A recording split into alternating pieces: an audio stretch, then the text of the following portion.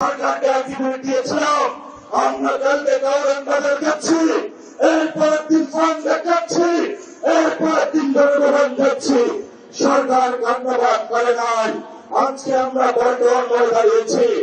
আপনাদের জানাশোনা থাকার কথা, ইলেকশনের পরে আমাদের 11 বছরে প্রথম প্রোগ্রাম বাইতুল মোকাররমে হয়েছিল। আজকে আমরা আরেকটু এগিয়ে সেখানে প্রোগ্রাম করেছি।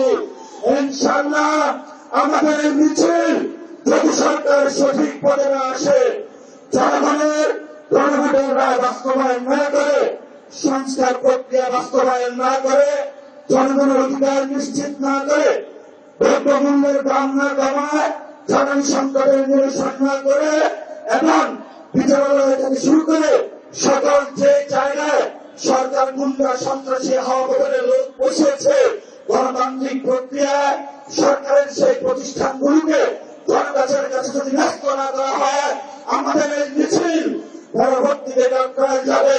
এক এক করে সরকার যে পরিকল্পনা করছে বাংকার বানানোর জন্য, আমরা সেই বাংকারে গিয়ে উপস্থিত হয়ে বলবো, বাংলাদেশ স্বাধীন।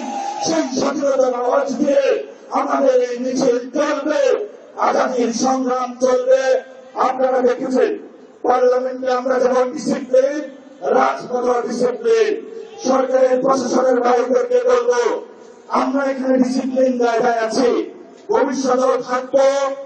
অতীতে যেই ধরনের জনহয়রানিমূলক প্রোগ্রাম ধরে কোন কর্মসূচি আপনারা বাস্তবায়ন করেছেন, সেইভাবে যদি কোনো কিছু করা হয় আপনাদের সাথেও আমাদের কথা হবে ইনশাআল্লাহ।